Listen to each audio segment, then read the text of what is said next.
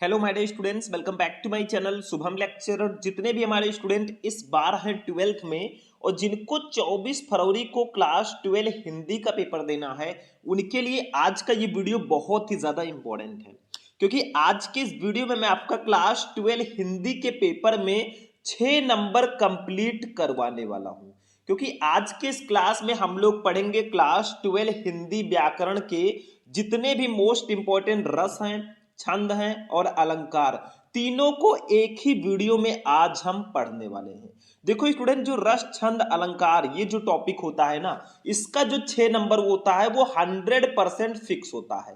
यानी कि आप रस में हास्य रस, करुण रस, वीर रस इसको पढ़ लीजिए, छंद में दोहा, चौपाई, सोरठा ये सब पढ़ लीजिए, अलंकार में जैसे आपका उपमा, रूपक, यमक, उत्प्रेक्षा इन सबको पढ़ लीजिए। आपका 6 नंबर ये कंप्लीट रहता है। तो आज मैं आपका 6 नंबर एक ही वीडियो में कंप्लीट कराने वाला हूं, क्योंकि जितने भी रस हैं उनको हम इस वीडियो में पढ़ेंगे, जितने भी छंद हैं उनको भी एक ही वीडियो में पढ़ेंगे और जितने भी अलंकार हैं इसको भी हम इसी वीडियो में पढ़ेंगे। यानी कि ये 6 नंबर आपका एकदम लिखा रहता कि भैया मिलना ही मिलना है।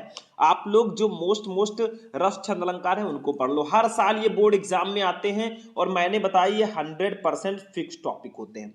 तो सबसे पहले इस वीडियो को लाइक करना, चैनल पर नया चैनल को सब्सक्राइब कर लेना। तो चलिए एक एक करके हम इन सबको पढ़ते हैं। सबसे पहले हम लोग पढ़ेंगे रस को। देखो पहले रस आता है, फिर छंद को पढ़ेंगे, फिर अलंकार को पढ़ेंगे। रस में जितने भी रस हैं हम सबको पढ़ेंगे, ये ध्यान रखना, ठीक है। तो देखो रस को हम सबसे पहले डिस्कस करेंगे, फिर जितने भी मोस्ट इंपॉर्टेंट छंद है उनको पढ़ेंगे, फिर जो अलंकार हैं उनको पढ़ेंगे। ध्यान से देखना। देखो रस जो आपका होता है 2 नंबर का आपके एग्जाम में आता है, इसका एक ट्रिक होता है। ट्रिक क्या है?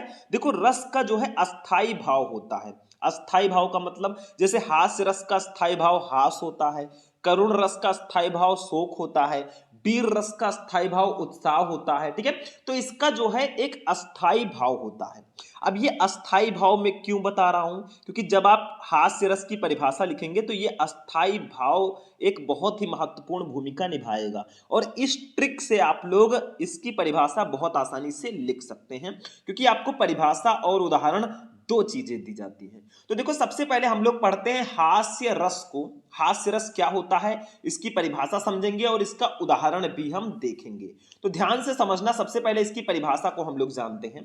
देखो सबसे पहला लाइन आपका क्या होना चाहिए? हास्य रस का अस्थाई भाव हास है। सबसे पहले आपको क्या करना है, जो इसका स्थायी भाव है ना उसको यहां पे लिख देना है। जैसे हास्य रस का स्थायी भाव हास है, ठीक है, ये मैंने लिख दिया। ये ट्रिक है, यानी कि आपको अस्थाई भाव को उठाकर यहां पे लिख देना है, ठीक है।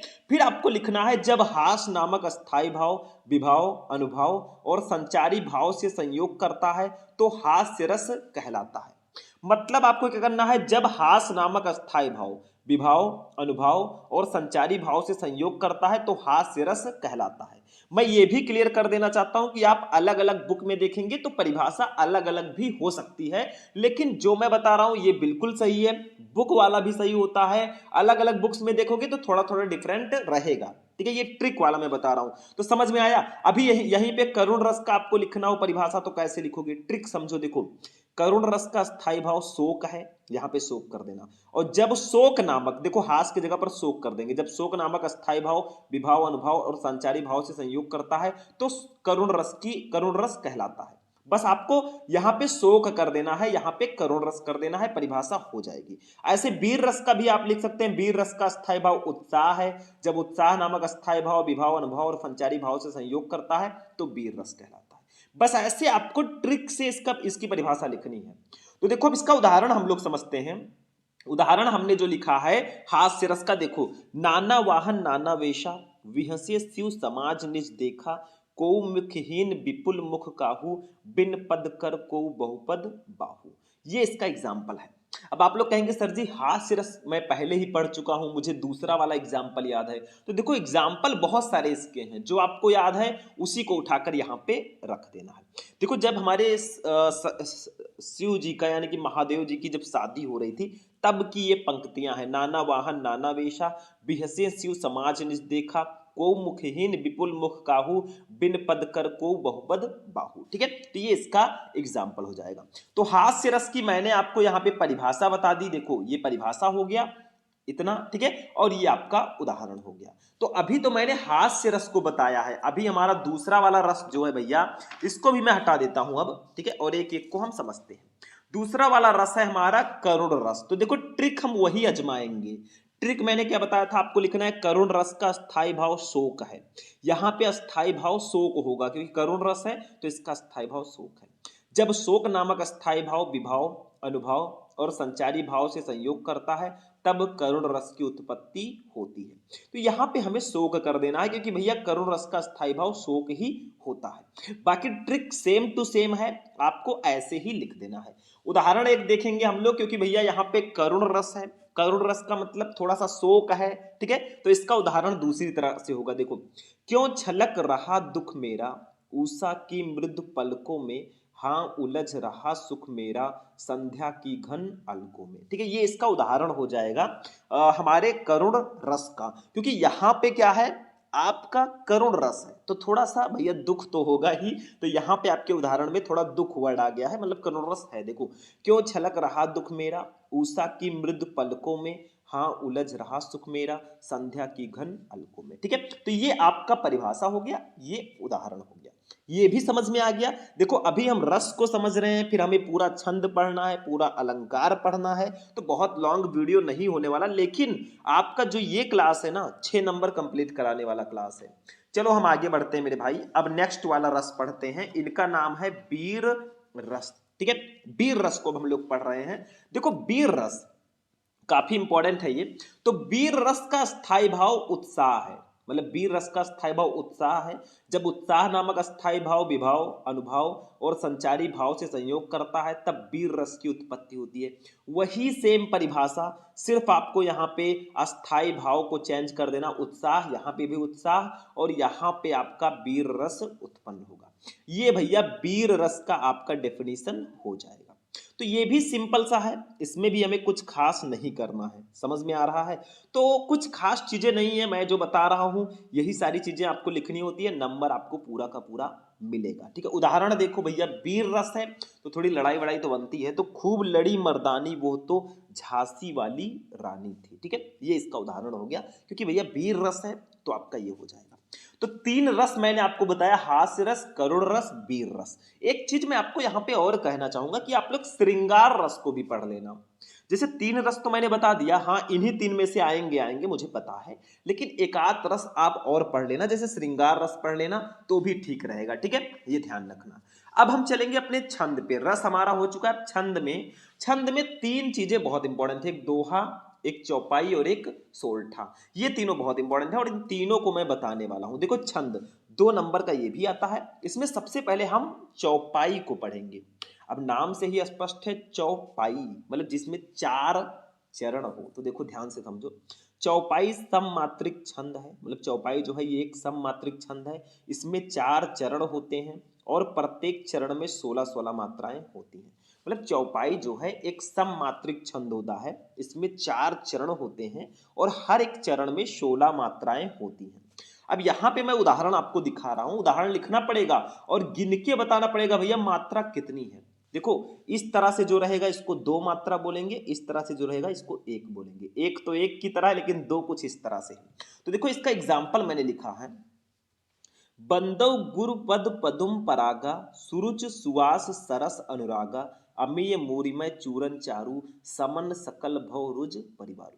अब यहाँ पे आपका एक चरण ये है, देखो बंदव गुरुपद पदम परागा, ये आपका पहला चरण है, देखो फुल स्टॉप लगा है। दूसरा चरण ये है, तीसरा चरण आपका यहाँ तक है, चौथा चरण ये है, मतलब 4 चरण इसमें है और हर एक चरण में 16-16 मात्राएं हैं। तो देखो ध्यान से समझो, जैसे बंदो बा के ऊपर बिंदी है तो इस पे 2 मात्रा होगी, ठीक है। दा अकेला है तो 1 मात्रा, बड़ाऊ अकेला है तो 1 मात्रा, गा पर छोटाऊ का मात्रा अगर होगा तो एक ही मात्रा होगा। रू गुरु, तो रा पे भी छोटाऊ का मात्रा है तो 1 मात्रा। पा और दा ये अकेले अकेले हैं तो एक एक मात्रा, इस पे भी एक, ये दा पर छोटाऊ का मात्रा है 1, ये आपका पा अकेला है। रा पर बड़ा आ का मात्रा है तो बड़ा आ का जब होगा इसको 2 लेंगे, इसको गा पर बड़ा का मात्रा 2 लेंगे। अब गिनो 2 1 3 1 4 1 5 1 6 1 7 1 8 1 9 1 10 1 11 1 12 2 14 2 16, 16 मात्रा इसकी हो गई। इसको समझो, इसमें सु पर छुटाओ का मात्रा एक मात्रा, एक मात्रा इस पर, एक इस पर भी रहेगा, एक इस पर, दो इस पर रहेगा क्योंकि वहां पर आ का मात्रा एक इस पर, एक इस पर, एक एक एक एक दो दो, यानी कि 1 1 2 1 3 1 4 2 6 1 7 1 8 1 9 1 10 1 11 1 12 2 14 2 16, तो 16 मात्रा इसमें भी आपका हो गया है। इसको गिनो तो 1 1 2 1 3 2 5 1 6 1 7 1 8 2 10 1 11 1 12 2 14 2 16, इसका भी हो गया। ये चारों जो है रा पर बड़ा ऊ का मात्रा है तो 2 गिना जाएगा, ठीक है। इसमें देखो 1 1 2 1 3 1 4 1 5 1 6 1 7 1 8 1 9 1 10 1 11 1 12 2 14 2 16, 16 मात्राएं इसमें भी है, मतलब 4 चरण हैं, चारों चरण में 16 16 मात्राएं हैं, तो ये आपका चौपाई होगा। सिंपल सा क्वेश्चन था, सिंपल सा हमने आंसर भी बता दिया, यही होता है भैया चौपाई, ठीक है।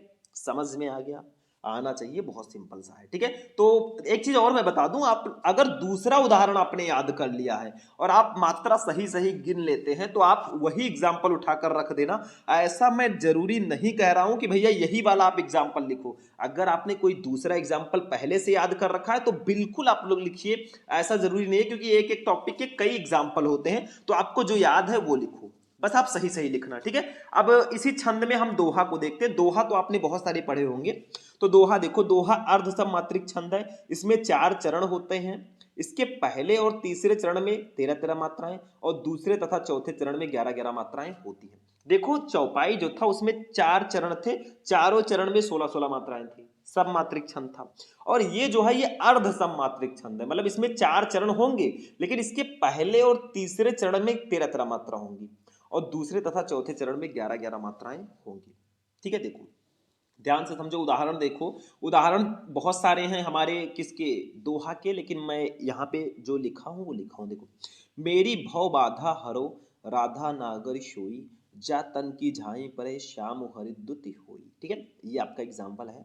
तो इसमें मात्राएं गिनो, देखो ये पहला चरण है, ये तीसरा चरण है, इन दोनों में 13 13 मात्रा होनी चाहिए। ये दूसरा चरण है, ये चौथा है, इसमें 11 11 मात्रा होनी चाहिए। तो देखो, दो इसका हो जाएगा, 2 4 1 5 1 6 2 8 2 10 11 2 13, इसमें हो गया, 13 इसमें भी होना चाहिए, 2 1 3 1 4 2 6 2 8 2 10 11 2 13, तो पहले और तीसरे में 13 13 मात्राएं हो गई, दूसरे और चौथे में 11 11 होना चाहिए। तो देखो 2 2 4 2 6 1 7 1 8 2 10 11 मात्रा इसमें हो गया, और 2 1 3 1 4 1 5 1 6 1 7 1 8 2 10 11 11 मात्रा इसमें हो गया, यानी कि 13 13 पहले और तीसरे में, 11 11 दूसरे और चौथे में, ये भैया आपका दोहा हो जाएगा, सिंपल सा है। अब हम लोग चलेंगे अपने नेक्स्ट टॉपिक पे भैया, सोल्ठा। सोल्ठा जो है ये दोहे का उल्टा होता है, मतलब देखो ध्यान से, सोल्ठा देखो, सोल्ठा भी अर्ध सममात्रिक छंद होता है, इसमें 4 चरण होते हैं, इसमें भी 4 चरण होंगे, लेकिन इसके पहले और तीसरे चरण में 11 11 मात्राएं तथा दूसरे और चौथे चरण में 13 13 मात्राएं होंगी, मतलब ये दोहा का उल्टा होगा, क्योंकि दोहा में पहले और तीसरे चरण में 13 13 मात्राएं थी और दूसरे और चौथे में 11 11 थी। यहाँ पे पहले और तीसरे में 11 11 होंगी, दूसरे और चौथे में 13 13 होंगी, यानी कि उल्टा है मेरे भाई, ठीक है। अब इसकी मात्राओं को गिनो, देखो उदाहरण देखो क्या है।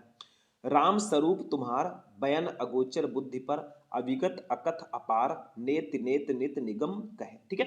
तो इसका ये पहला चरण है, ये तीसरा है, इसमें 11 11 मात्रा होंगी, ये दूसरा और चौथा, इसमें 13 13 मात्राएं होंगी। देखो मैं पहले ही क्लियर कर चुका हूं भैया, एग्जाम्पल आपको जो याद हो वो यहां पर उठाकर लिख दो, ऐसा जबरदस्ती नहीं है कि आप यही वाला एग्जाम्पल लिखो, क्योंकि कुछ बच्चे ऐसे होंगे, ज्यादातर बच्चे जिन्होंने पहले से ही इस टॉपिक को कंप्लीट कर रखा होगा, ठीक है, यानी कि एग्जाम्पल उनको ऑलरेडी याद होगा, तो आप वही उठाकर लिखना। मैं ऐसा नहीं कहूंगा कि यही वाला लिखो, लेकिन हाँ अगर आपने नहीं याद किया है तो इसको लिख दो। देखो पहले और तीसरे में 11 11 होंगे, देखो 2 1 3 1 4 2 6 1 7 1 8 2 10 1 11 हो गया। दूसरे तीसरे में 1 1 2 1 3 1 4 1 5 1 6 1 7 1 8 2 10 11, तो पहले और तीसरे में 11 11 मात्राएं, दूसरे और चौथे में 13 13 होंगी। देखो 1 1 2 1 3 1 4 2 6 1 7 1 8 1 9 2 11 1 12 1 13 मात्राएं। इसमें देखो 2 1 3 2 5 1 6 1 7 1 8 1 9 1 10 1 11 1 12 1 13 मात्राएं। तो पहले एवं तीसरे में 11 11, दूसरे एवं चौथे में 13 13 मात्राएं हैं, तो यही आपका हो जाएगा भैया सोल्ठा, ठीक है। तो सोल्ठा समझ में आ गया, सोल्ठा अर्ध सममात्रिक छंद है, इसमें 4 चरण होंगे, पहले और तीसरे में 11-11, दूसरे और चौथे में 13-13 मात्राएं होंगी। एग्जाम्पल भी मैंने बता दिया, स्क्रीनशॉट लेकर रख लो और गिनना सीख लो भैया, क्योंकि अब गिनती आपकी उल्टी गिनती शुरू हो चुकी है, एग्जाम पास आ रहा है, ऐसे में अब इन सबको कंप्लीट करना ही करना होगा। अब चलेंगे भैया अलंकार पर। अलंकार भी 2 नंबर का आता है और अलंकार में हम 3-4 अलंकार देखेंगे, जैसे अनुप्रास अलंकार, उपमा अलंकार, रूपक अलंकार, यमक अलंकार। ठीक है, तो अलंकार में हम सारे के सारे अलंकार लगभग लगभग देखेंगे। देखो अनुप्रास अलंकार की सबसे पहले बात करेंगे, बहुत इंपॉर्टेंट है अनुप्रास अलंकार। देखो ध्यान से समझो, वो अलंकार जिसमें समान वर्णों की बार बार आवृत्ति हो अनुप्रास अलंकार कहलाता है। मतलब ऐसा अलंकार जिसमें एक ही वर्ण की बार बार आवृत्ति हो, वो भैया अनुप्रास अलंकार कहलाता है। उदाहरण देखो, एग्जाम्पल जैसे देखो, चारु चंद्र की चंचल किरणें खेल रही थी जल थल में।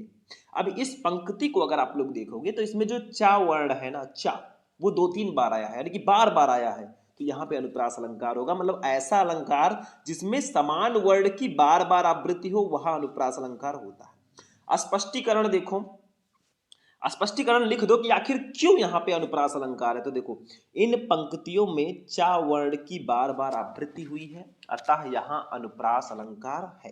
मतलब ये जो पंक्ति है ऊपर, इसमें चा वर्ण की बार बार आवृत्ति हुई है, तो भैया यहाँ पे अनुप्रास अलंकार होगा। तो समझ में आया, वो अलंकार जिसमें समान वर्णों की बार बार आवृत्ति हो अनुप्रास अलंकार कहलाएगा। उदाहरण देखोगे तो चारु चंद्र की चंचल किरणें खेल रही थी जल थल में, तो स्पष्टीकरण में इन पंक्तियों में चा वर्ण की बार बार आवृत्ति हुई है, अतः यहाँ पर अनुप्रास अलंकार है। सिंपल सा है क्वेश्चन। ठीक है, अब हम लोग चलेंगे अपने नेक्स्ट वाले अलंकार पे, इनका नाम है उपमा अलंकार। ठीक है, अब अनुप्रास के बाद उपमा है, फिर रूपक है, फिर उसके बाद में यमक है। ठीक है, तो ये 4 अलंकार मैं बता रहा हूँ आज, बहुत इंपॉर्टेंट है। मैं ये भी कह रहा हूँ कि बाकी जो बचते हैं, जैसे रस में मैंने श्रृंगार रस कह दिया, उसको पढ़ लेना। ठीक है, ये ध्यान रखना। देखो, उपमा अलंकार, जब किन्हीं 2 वस्तुओं के गुण, आकृति, स्वभाव आदि में समानता दिखाया जाए या 2 भिन्न वस्तुओं की तुलना की जाए, वहां उपमा अलंकार होता है। मतलब जब किन्हीं 2 वस्तुओं के गुण, आकृति, स्वभाव आदि में समानता दिखाया जाए या 2 भिन्न भिन्न वस्तुओं की तुलना की जाए, तो वहां पे भैया उपमा अलंकार होगा, क्योंकि यहाँ पे कंपैरिजन की जा रही है, तुलना की जा रही है।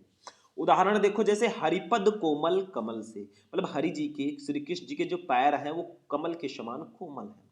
तो यहाँ पे स्पष्टीकरण जब आप करेंगे तो उपमेय, मतलब जिसकी उपमा की जाए, तो हरिपद की उपमा की जा रही है। उपमेय का मतलब जिसकी उपमा की जाए, उपमान का मतलब जिससे उपमा की जाए। ठीक है, तो देखो हरिपद जो है ये उपमेय है, क्योंकि इसकी तुलना की जा रही है, श्री कृष्ण जी के पैर की ही तो तुलना की जा रही है, तो हरिपद ये उपमेय है। उपमान क्या होगा, कमल, किससे, मतलब जिससे तुलना की जाए, कमल से इनके पैर की तुलना की जा रही है, तो कमल उपमान होगा। साधारण धर्म कोमल होगा, मतलब आखिर इसकी क्वालिटी क्या है, तो कोमल है भाई। ठीक है, वाचक शब्द जो होगा से है, तो हरिपद कोमल कमल से, मतलब हरि जी के जो पैर हैं वो कमल के समान कोमल है। तो यहाँ पर उपमेय में उपमान की तुलना की जा रही है। ठीक है, तो यहाँ पे उपमा अलंकार होगा। तो उपमेय हरि जी का पैर है, हरिपद उपमान कमल है, साधारण धर्म कोमल है, वाचक शब्द से है। ठीक है, तो समझ में आया, जब किन्हीं 2 वस्तुओं के गुण, आकृति, स्वभाव आदि में समानता दिखाया जाए या 2 भिन्न वस्तुओं की तुलना की जाए, वहां उपमा अलंकार होता है। उदाहरण मैंने बताया हरिपद कोमल कमल से, स्पष्टीकरण मैंने कहा कि उपमेय होगा हरिपद, उपमान होगा कमल, साधारण धर्म होगा कोमल और वाचक शब्द होगा से। चलो नेक्स्ट देखते हैं मेरे भाई, नेक्स्ट है रूपक अलंकार। ये भी काफी ज्यादा इंपॉर्टेंट है। तो रूपक अलंकार क्या होता है, ध्यान से समझ लो। जहां उपमेय में उपमान का अभेद रूप से आरोप किया जाए, वहां रूपक अलंकार होता है। मतलब यहाँ पे उपमेय में उपमान का अभेद रूप से आरोप किया जाएगा। अब उपमेय क्या है, जिसकी तुलना की जाए, उपमान है जिससे तुलना की जाए, ये मैंने पहले ही क्लियर कर दिया है। तो जहां उपमेय में उपमान का अभेद रूप से आरोप किया जाए, वहां रूपक अलंकार होता है। उदाहरण देखो, चरण कमल बंदो हरिराई, मतलब चरण कमल बंदो हरिराई, चरण कमल मतलब चरण जो है कमल के समान है, बंदो हरिराई श्री कृष्ण जी के, वही चीज है। हरिपद कोमल कमल से उसको दूसरी भाषा में लिख दिया गया। तो यहाँ पे उपमेय होगा चरण, उपमान होगा कमल, मतलब इनके चरण की तुलना कमल से की जा रही है। तो जहां उपमेय में उपमान का अभेद रूप से आरोप किया जाए वहां रूपक अलंकार होता है। ठीक है, तो चरण कमल बंदो हरिराई, उपमेय है चरण, उपमान है कमल, सिंपल सा है। एक और देखते हैं मेरे भाई, एक और अलंकार है हमारा यमक अलंकार। अब यमक अलंकार का मतलब ये बहुत इंपॉर्टेंट अलंकार है। एक इसके बाद भी एक अलंकार है उत्प्रेक्षा अलंकार, उसको पढ़ लेना, वो भी बहुत ज्यादा इंपॉर्टेंट है। उसको मैंने इसमें नहीं रखा है लेकिन पढ़ लेना। ठीक है, यमक अलंकार देखो, यमक का अर्थ है युग्म अर्थात जोड़ा। यमक का मतलब होता है युग्म या जोड़ा, जिसको पेयर बोलते हैं। तो वो अलंकार जिसमें कोई शब्द एक से अधिक बार आए परंतु उसके अर्थ भिन्न भिन्न हो, यमक अलंकार कहलाता है। यानी कि ऐसा अलंकार जिसमें कोई शब्द एक से ज्यादा बार आए, एक से अधिक बार आए और उसके अर्थ भी भिन्न भिन्न हो, वहां पे यमक अलंकार होता है। समझ में आया? मतलब वो अलंकार जिसमें कोई शब्द एक से अधिक बार आए परंतु उसके अर्थ भिन्न भिन्न हो, वहां यमक अलंकार होता है। उदाहरण देखो, काली घटा का घमंड घटा, नभ मंडल तारक वृंद खिले। तो देखो काली घटा, घटा का मतलब होता है, इस घटा का मतलब बादल है, का घमंड घटा, इस घटा का मतलब है कम हो गया। दोनों सेम चीजें हैं, एक ही शब्द दो बार आ रहे हैं बस दोनों के अर्थ अलग अलग हैं। तो यहां पे भैया यमक अलंकार होगा। तो काली घटा का घमंड घटा, नभ मंडल तारक वृंद खिले। स्पष्टीकरण देखो, इस उदाहरण में घटा शब्द दो बार आया है और दोनों स्थानों पर इसका अर्थ भिन्न भिन्न है, मतलब दोनों जगह पर इसका अर्थ भिन्न भिन्न है। फर्स्ट वाले घटा का अर्थ है बादल, दूसरे वाले घटा का अर्थ है घट गया या कम हो गया। तो वही कहा गया कि वो अलंकार जिसमें एक ही शब्द, कोई शब्द एक से अधिक बार आए परंतु उसके अर्थ भी भिन्न भिन्न हो, वहां यमक अलंकार होता है। जैसे काली घटा का घमंड घटा, नभ मंडल तारक वृंद खिले। स्पष्टीकरण भी हमने आपको बता दिया। ठीक है, तो ये इसका स्पष्टीकरण हो जाएगा। तो भैया आज का जो ये हमारा क्लास है रस छंद अलंकार वाला, वो यहीं पर फिनिश होगा। हमने आपको रस में हास रस, करुण रस, वीर रस बताया और मैंने बताया कि श्रृंगार रस को पढ़ लेना। छंद में दोहा, चौपाई, सोरठा बताया। ठीक है, आप कुंडलियां पढ़ लेना। अलंकार में मैंने यमक, रूपक, उपमा और अनुप्रास बताया। आप उत्प्रेक्षा को पढ़ लेना, बस एक एक और पढ़ लेना। ये 6 नंबर आपका बिल्कुल कंप्लीट रहेगा और जितना मैंने बताया वही अगर पढ़ के जाओगे तो भी 6 नंबर कंप्लीट है। लेकिन मैं चाहता हूं कोई भी डाउट आपके पास ना रहे और जो बचे हैं उसको भी आप पढ़ के जाएं, ताकि बाद में आगे चलकर कोई भी प्रॉब्लम आपको हो ही ना। ठीक है, तो आज का वीडियो कैसा लगा, इस वीडियो को लाइक कर देना और कमेंट बॉक्स में आप लोग बताना कि हमें और किस टॉपिक पर वीडियो चाहिए, मैं उस टॉपिक पर वीडियो आपको प्रोवाइड कराऊंगा। तो चलिए मिलते हैं फिर नेक्स्ट वीडियो में नेक्स्ट टॉपिक के साथ, तब तक के लिए जय हिंद।